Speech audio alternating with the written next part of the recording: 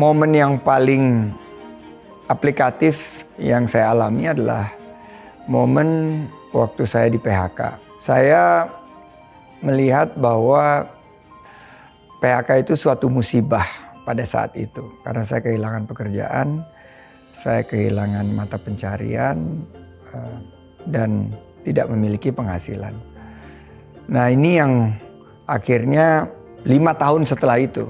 Karena setelah saya lewati, akhirnya saya coba menganalisa bahwa dalam mengarungi satu ujian tantangan, kita harus memiliki etos kerja.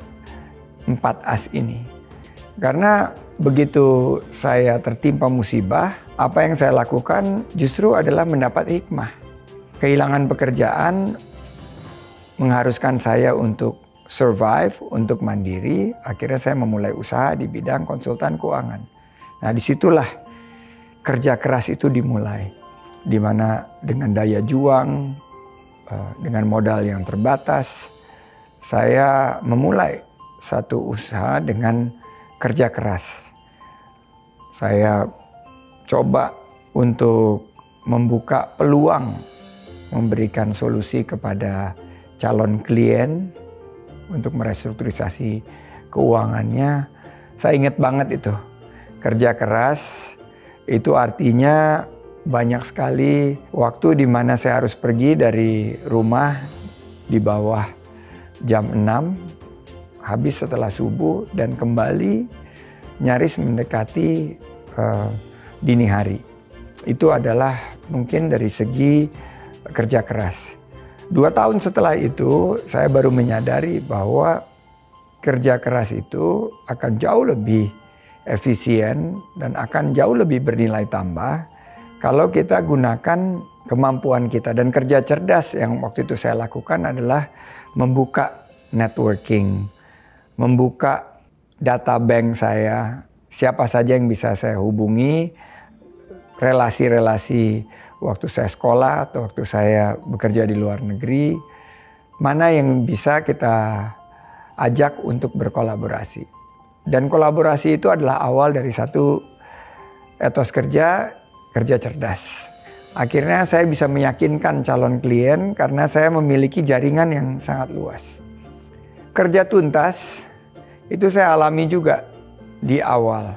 Beberapa kali kita gagal dalam mengerjakan tugas dan proyek karena kita istilahnya complacent.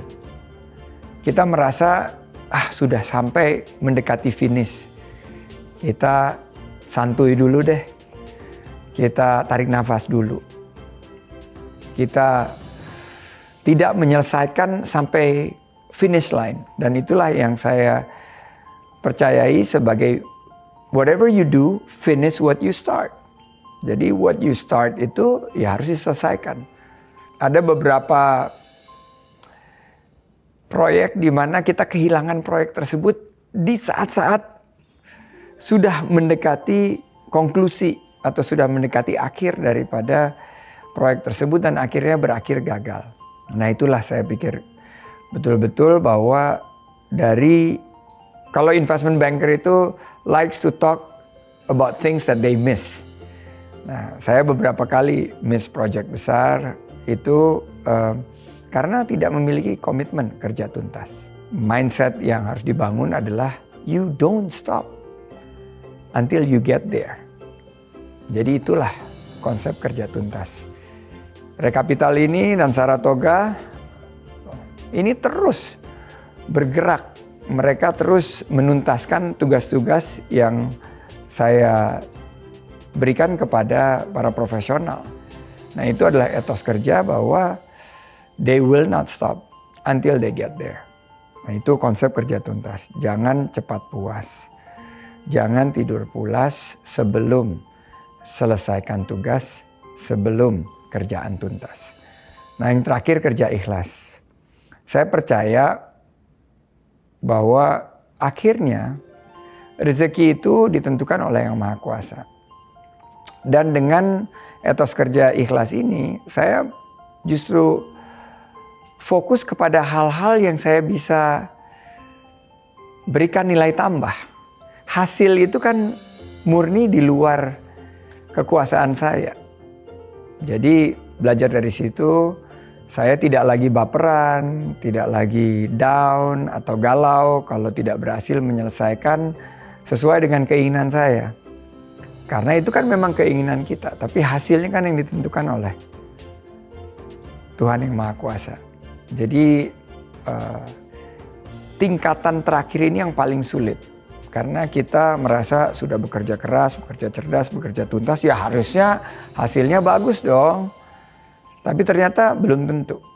Nah, keikhlasan kita ini diuji.